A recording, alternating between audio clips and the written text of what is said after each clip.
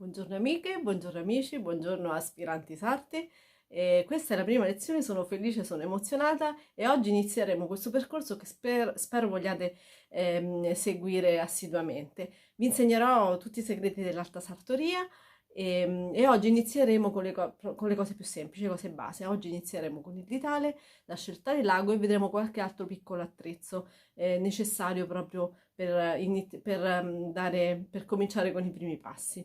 Due parole sul ditale, esistono due tipi, uno è quello aperto sulla sommità che è tipicamente utilizzato dagli uomini ma non necessariamente e comunque viene utilizzato da loro non per diversità di conformazione della mano ma semplicemente perché comunque avendo avuto la sartoria maschile un percorso diverso da quello della sartoria femminile hanno sviluppato comunque delle tecniche e delle piccole differenze che comunque vedremo nel corso delle lezioni.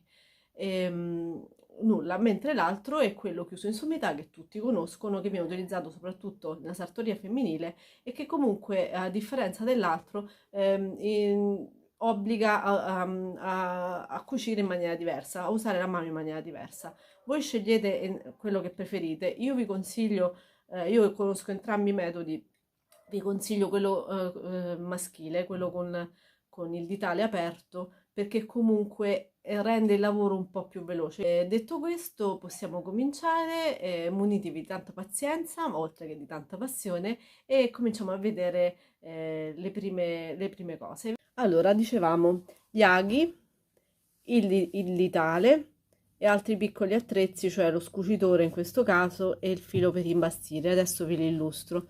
Allora, chi è completamente a digiuno non saprà neanche cos'è, come funziona e che differenza c'è col filo tra il filo di imbastire e uno di cucitura, quindi cercherò di spiegare proprio nel dettaglio anche le cose più banali, apparentemente più banali. Iniziamo dall'ago. Non abbiamo bisogno di sapere tutti i tipi di ago che esistono, perché comunque le possibilità nell'artigianato sono talmente tanti che ci perderemmo, faremo una lezione, potremmo fare una lezione soltanto su quello. A noi in realtà ci interessa sapere soltanto che gli aghi si distinguono per spessore, lunghezza, e punta e cruna, ok? Noi andremo a prendere degli aghi standard che si chiamano sharp, ma se li chiamate sharp in merceria neanche vi capiscono spesso e volentieri. Chiedete degli aghi per cucire a mano semplicemente e sappiate che quelli che noi utilizzeremo, quelli standard, vanno dal 2 al 12. Il 2 sono quelli più lunghi che non utilizzeremo praticamente mai, più spessi, e poi una numerazione maggiore hanno una lunghezza minore e uno spessore minore. Dovrete calibrare, adesso vedremo come utilizzare il ditale, dovete cercare di prendere uno spessore non eccessivo neanche troppo sottile, perché adesso noi andremo a lavorare su tessuti di media grandezza, quelli per un pantalone. Inizieremo dalle parti di un pantalone e quindi quello è il tipo di tessuto che andremo a utilizzare, quindi uno spessore medio e una lunghezza adatta alle vostre mani. Io ho delle mani minuscole, calcolate che il mio ditale è 14, anche 13, e ho bisogno di un ago sottile, di un ago corto, scusate, perché il metodo di utilizzo dell'ago alla maschile, diciamo così, il ditale da uomo, prevede un rapporto con la grandezza della propria mano che permette di cucire meglio, ok? Quindi io per esempio ho delle mani molto piccole, utilizzo un 8 o addirittura un 9, questo dovrebbe essere un 9. Ma lo standard è il 7 e l'8, ok? Come lunghezza e anche come spessore. Quindi andate a comprare una cartina d'aghi, procuratevi un puntaspilli perché altrimenti le cartine d'aghi ne dovete comprare una a settimana, si perdono come niente. Quindi prendete un bel puntaspilli e vedrete che almeno sugli aghi non spenderete una fortuna. Bene, adesso il ditale, questo abbiamo detto cerchiamo di escluderlo. Se per caso non riuscite a procurarvi questo, fatelo tagliare da un fabbro, le mie studentesse l'hanno fatto e sono trovate benissimo, altrimenti cercate di utilizzarlo però con il metodo che farò vedere io. Qual è la differenza? Che mentre le donne utilizzano noi donne utilizziamo questo ditale spingendo con la punta, quindi andremo a infilare infilare l'ago e poi spingeremo con la punta la cruna, ok? E nel caso del ditale da uomo, noi andremo a spingere il ditale con il lato. Cercate di prenderlo non soltanto questo aperto, che comunque vi costringe per forza a utilizzare questo metodo, e potrete legarvi il dito, che poi vi farò vedere come, che vi obbliga a mantenere la posizione corretta del dito. Ma non solo, cercate di prenderne uno di qualità, quindi procuratevi il ditale, un ago per cucire a mano, e altra cosa necessaria all'inizio è questo attrezzo che si chiama scucitore.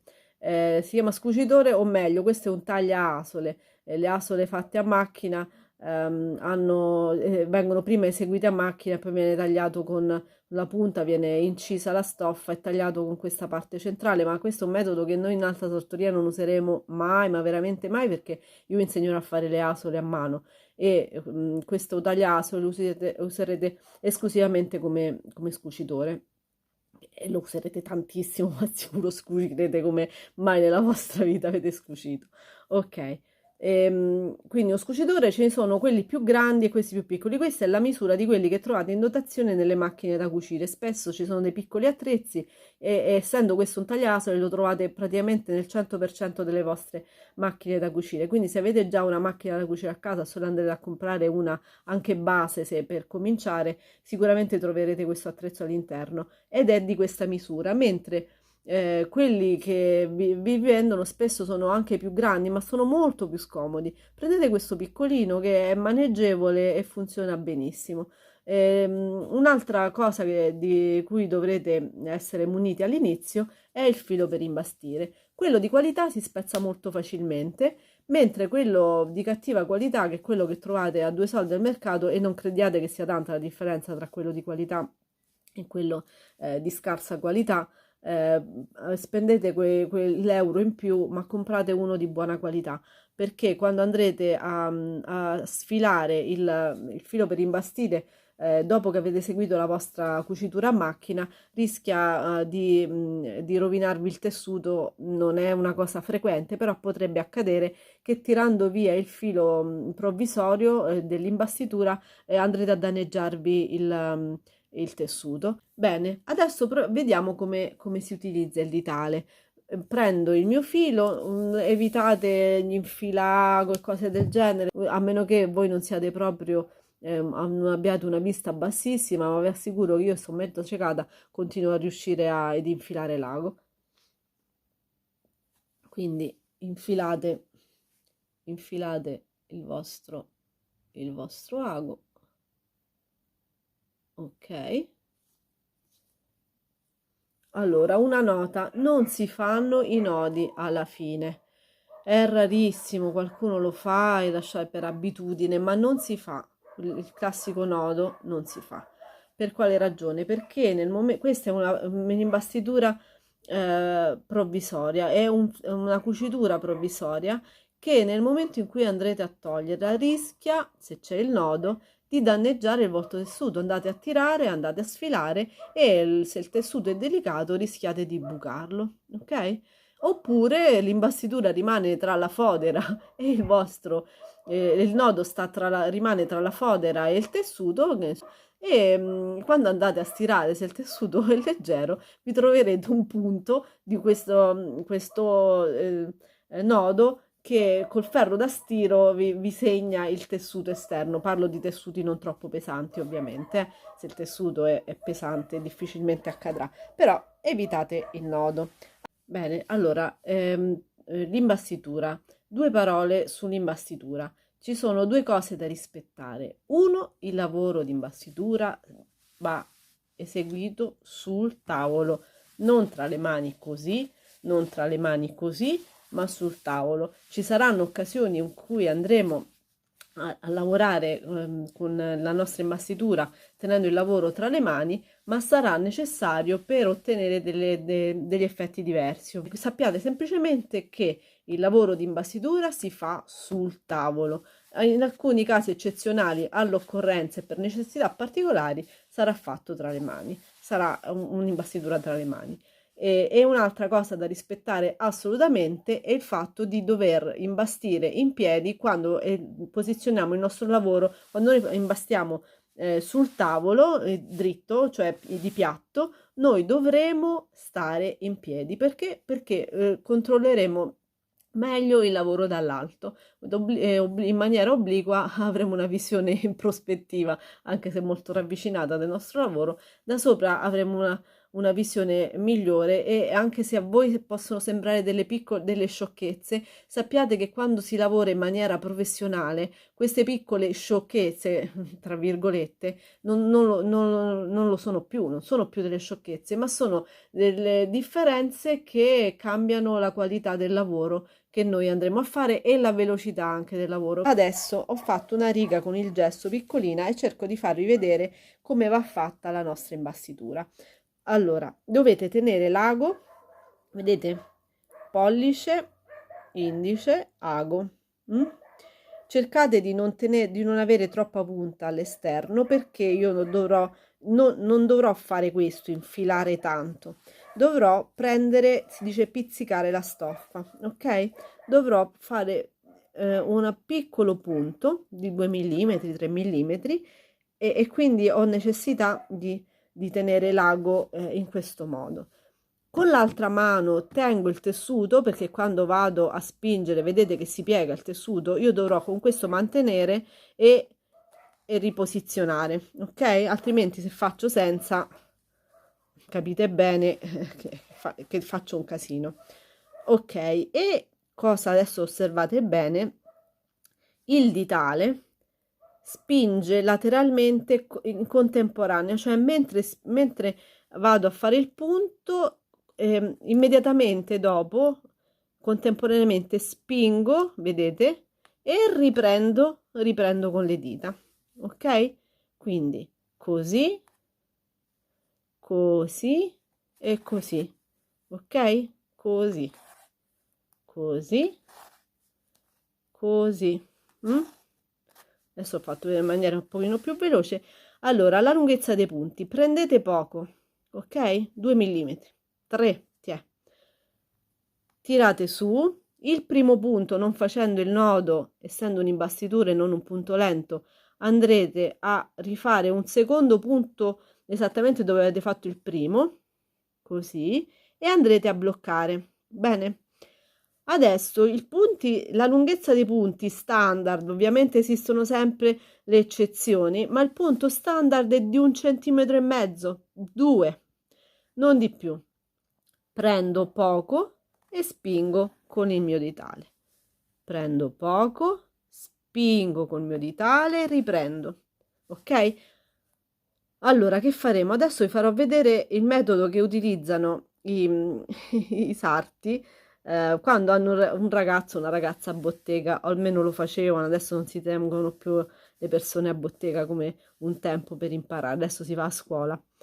Ehm, Voi dovete, col metodo che sto per farvi vedere, mantenere il dito piegato, perché c'è la tendenza ad addrizzare le dita delle mani, oppure chi ha già un metodo da donna utilizza, tende poi a fare di questo, ok? A spingere così. Noi invece dobbiamo mantenere il dito, le dita così piegate, e prendere poco, spingere con il lato e tirare sul filo con l'altra mano, sempre che regge il tessuto. Quindi vedete quanto sono vicini questo dito e l'ago? Così, non vi bucate l'altra mano, così e così. Forse era un po' fuori fuoco, così e così. Allora, vedete, avendo preso poco, la linea è venuta dritta. Se io avessi preso molto, vi faccio un esempio.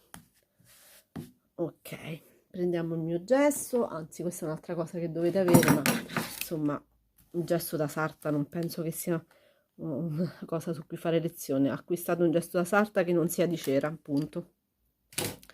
Bene. Ok. Se io non prendo poco, finisco per fare questo, guardate,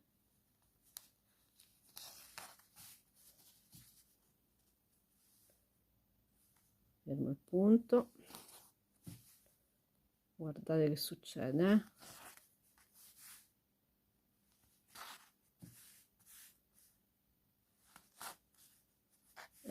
ho la tendenza sempre a prendere poco. Comunque forse non so se si vede, ma qui dove ho preso di più, vedete che questo punto è più in basso e questo un po' più in alto, si tende a non andare dritti, dove invece si prende poco, la linea di imbastitura è dritta. Quindi per andare dritti dovete prendere poco, tutto qui. Allora, il ditale, come facciamo ad obbligare questa posizione del dito per poter eseguire il punto come vi ho fatto vedere? Andremo a utilizzare, come vi anticipavo, il metodo che si usa a bottega, cioè andremo a bloccare il nostro dito con un laccetto, infiliamo il laccetto nel ditale, cerchiamo di farci aiutare da qualcuno perché da soli è difficile. Adesso vi faccio vedere indicativamente, ma non riuscirò a fare il secondo nodo. Quindi mettiamo il ditale con un laccetto e questo laccetto sarà posizionato sopra il nostro dito, così, ok? Noi andremo a un attimo, provo a fare un secondo nodo,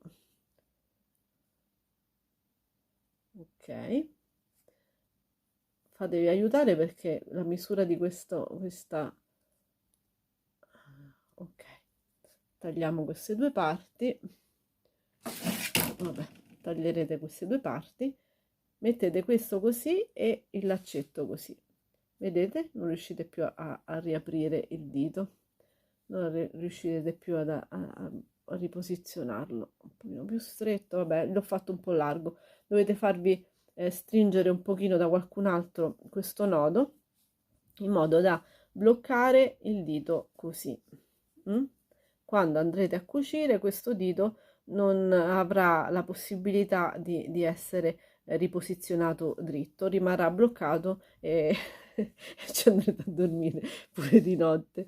Ok, sto scherzando. Prendete il vostro ago e fate l'imbastitura come vi ho fatto vedere prima. A volte è utile, ve lo consiglio. Io anche ho imparato in questo modo e ai miei studenti ho fatto lo stesso. E quindi adesso terminiamo qui e la prossima lezione sarà su altri punti provvisori. Allora, l'avete trovato difficile? Dai, provate.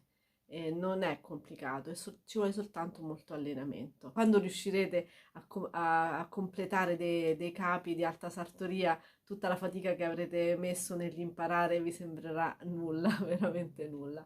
Allenatevi molto, la prossima lezione sarà sui punti base. Per il momento vi saluto, spero di essere stata chiara, se non lo sono stata ditemelo, cercherò di cambiare o essere un pochino più precisa. E vi aspetto magari nei commenti, mettete un like e continuate a seguirmi, iscrivetevi al canale se non l'avete fatto, attivate la campanella se non l'avete fatto e ci vediamo la settimana prossima perché come anticipavo la volta scorsa non potrò essere presente più volte a settimana perché io lavoro come sarta, che per voi è anche una garanzia, no? Avere un insegnante che lo fa per mestiere è sicuramente una garanzia per voi. Quindi ci vedremo una volta a settimana di sabato e alla prossima.